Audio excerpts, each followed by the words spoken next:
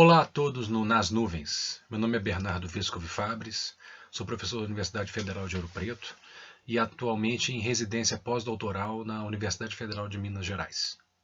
Bom, venho aqui apresentar a comunicação Ratinho, Wiedoeft e Pixinguinha, paralelos e cruzamentos de 3 perfis do saxofone pan-americano durante os années folles. A motivação para essa comunicação surgiu a partir do texto de Rafael José de Menezes Bastos, intitulado Les Batutas, 1922, uma antropologia da noite parisiense. Esse texto trata da turnê do grupo Os Batutas por Paris durante aquele ano. A curiosidade suscitada decorre justamente da afirmação de que o grupo, ao entrar em contato com o fenômeno das jazz bands, teria incorporado elementos do jazz aos seus arranjos, principalmente no que concerne à instrumentação utilizada. A afirmação de Bastos é a seguinte: nessa ocasião, o grupo tinha incluído nos arranjos instrumentos como saxofone, por Pixinguinha, banjo, por Donga e China, e bateria, por João Tomás. A respeito do desenvolvimento do jazz como a nova linguagem musical do sistema mundial a partir dos anos 1920. Bom, decorrem da citação algumas questões. A primeira delas diz respeito mesmo ao próprio gênero musical, o jazz, e do repertório das referidas jazz bands no período. Em primeiro lugar, como menciona o professor Manuel Pedro Ferreira, as jazz bands durante os anos 1920 não tocavam o jazz tal qual o conhecemos hoje. Diz Ferreira: esclareça-se a partir de que o jazz band, por volta de 1920, não era necessariamente uma banda de jazz, no sentido de que hoje atribuímos ao termo.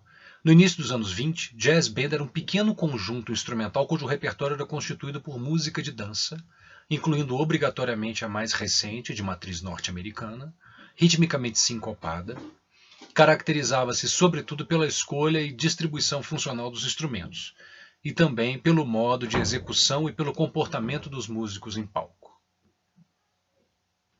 O autor ainda completa: a outra vertente do jazz band era, naturalmente, a sua função de suporte sonoro de dança. Uma jazz band deveria ser capaz de tocar todo o gênero de música de dança de salão, incluindo as velhas polcas e valsas europeias e as modas do final do 800, como o tango argentino, o machixe brasileiro, o Boston e o Java. Mas a sua identidade repousava sobretudo na música moderna americana, como o two-step, associado ao ragtime, e o foxtrot. Bem, como podemos perceber, o período indicava uma consolidação do jazz como gênero musical, diferentemente do que tendencia o nome jazz band associado ao grupo. Outra colocação importante vem de um dos biógrafos de Lou Armstrong, Terry Teachout, citando o depoimento de Pops Foster sobre as jazz bands em Nova Orleans, ainda no início do século XX. Diz Foster: tínhamos bandas que tocavam ragtime, outras que tocavam sweet music e as que tocavam nada além do blues. Sweet music corresponde à valsa, à polka e aos one-steps, que eram compostos e dançados apenas nos empregos de ricos. O blues lento e sensual era ouvido principalmente em espeluncas e prostíbulos do bairro. O ragtime, com seu compasso 2/4 e sincopações irregulares, encontrava-se em algum ponto entre uma coisa e outra. Vale a pena ressaltar a distinção entre a sweet music, música de salão europeia, do ragtime, música para piano afro-americana, do blues, a música de tradição cultural negra mais identificada com as populações africanas nos Estados Unidos. Portanto, indico que nesse período, do início dos anos 1920, o blues, em sua integralidade, ainda não havia sido assimilado pelo gosto francês e, consequentemente, na maneira de tocar dessas jazz bands. Gosto esse que orientava esteticamente a produção em música popular no mundo. Me refiro especificamente à realização rítmica própria do blues evidenciada pelas colcheias swingadas, termo em inglês swing-aids, ou do sentido de quialterização dado à interpretação do gênero. Além desta contrametricidade típica, há ainda outra tipicidade relativa ao fraseado do gênero, o que o difere enormemente dos repertórios das danças americanas do início do século XX, construídas sobre plataformas da música de salão europeias ainda do século XIX. Outra questão emerge da citação de Bastos, o fato do saxofone ter sido incorporado aos batutas como mais um elemento comum às jazz bands e ao jazz no período.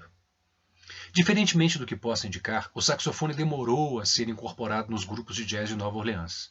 Quando nos referimos ao início dos anos 1920, o período foi de migração dos músicos da Louisiana para Chicago, onde lá, por volta de 23, é que começaram a gravar. Em O Livro do Jazz, Beren e Huisman declaram o seguinte sobre o saxofone no ambiente do jazz do início dos anos 20. A rigor, não se pode falar em uma tradição de saxofonistas em Nova Orleans. Os poucos que existiram, 2 ou 3, não criaram nenhum estilo. Eles causavam nessa época uma impressão semelhante à de um tocador de sousafone ou de teremin hoje em dia.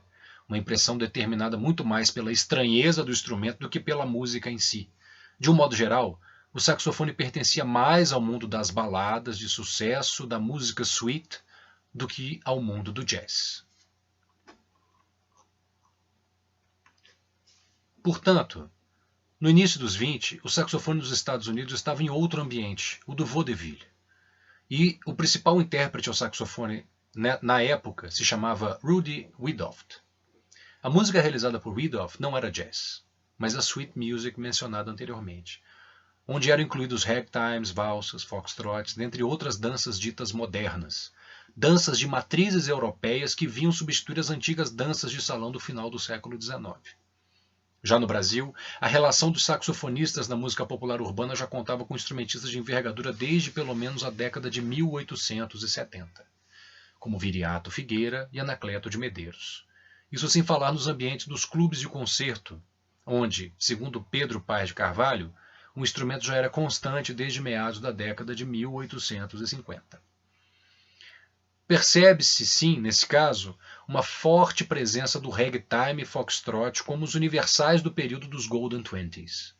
As jazz bands e os músicos de entretenimento, de um modo geral, procuravam replicar essas danças em outros países e continentes, assim como fizeram com as polcas, scottishes e mazurcas anos anteriores. A partir desse fenômeno, emerge o nome do saxofonista brasileiro Severino Rangel de Carvalho, o Ratinho, como representante do saxofone de palco, picadeiro e salão. Isso porque, assim como Wiedoeft, Ratinho era saxofonista e comediante, atuante em teatro de revista, na rádio e no cinema. Podemos perceber uma clara referência entre a música de Wiedoeft e Ratinho, e a de Ratinho, a partir das comparações de Saxophone, um ragtime composto pelo músico americano em 1925, e de Eu e Eles, outro ragtime composto por Ratinho em 1930.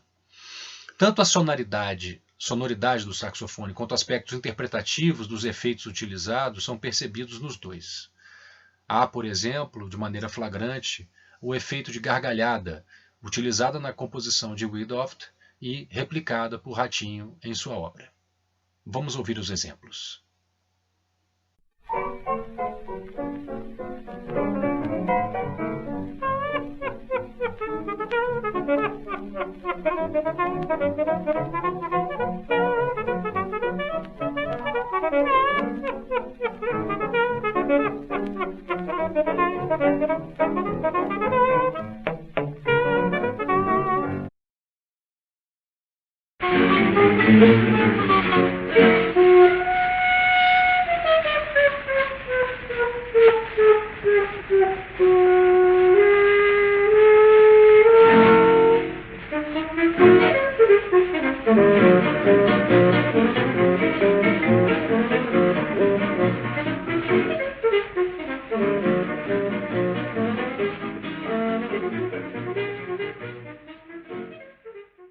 Diferentemente do que possa se supor da citação inicialmente apresentada por Bastos, o saxofone, além de ser estranho às jazz bands nesse momento, figurava em outros ambientes que sempre trataram de maneira naturalizada as migrações e hibridações de suas matrizes musicais.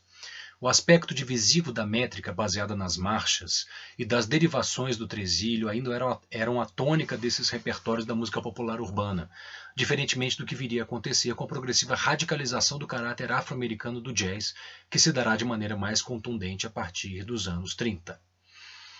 Utilizando Paul Gilroy, percebe-se que o entendimento das diásporas culturais é bastante apropriada para o caso, onde três perfis tão marcadamente distintos de imigrantes, um nordestino no Rio de Janeiro, outro filho de imigrantes alemães em Detroit e um terceiro representante da diáspora africana nas Américas, permutam referenciais musicais sobre plataformas compartilhadas, desenvolvendo uma língua com diferentes sotaques. Diz Gilroy: como foi possível a apropriação dessas formas, estilos e histórias de luta em tão grande distância física e social é, por si só, uma questão interessante para os historiadores culturais. Ela foi facilitada por um fundo comum de experiências urbanas, pelo efeito de formas similares, mas de modo algum idênticas, de segregação racial, bem como pela memória da escravidão, um legado de africanismos e um estoque de experiências religiosas definidas por ambos. Conclusivamente, a elevação da cultura negra como a grande articuladora da música popular urbana nas Américas ditará o tom da produção nesse segmento musical durante o século XX. O jazz, como menciona Bastos, tornar-se-á o novo grande universal à medida que os músicos negros passam a predominar em gravações e excursões pelo mundo e o blues o seu produto de maior distinção. No Brasil, assim como ocorrido com o jazz nos Estados Unidos, o samba passa a ser o protagonista da produção popular urbana, principalmente no Rio de Janeiro, exportado como produto nacional ao mesmo tempo em que características rítmicas próprias do paradigma do Estácio, das linhas de tamborim, se definem como um diferencial predominante das rítmicas dos morros em oposição ao tresilho machichado de anos anteriores. Os negros, a partir daí, passam a entrar em estúdio e ascendem aos palcos. Diferentemente das manifestações populares do início do século, onde a plataforma principal para a realização da música de entretenimento eram as danças europeias ou as danças europeias americanizadas, me refiro ao continente americano como um todo, desse ponto em diante, a plataforma se alterna para uma produção de danças afro-americanas com características europeias, tendo os Estados Unidos como novo epicentro cultural. Minha comunicação foi esta. Agradeço a atenção. Até uma próxima oportunidade.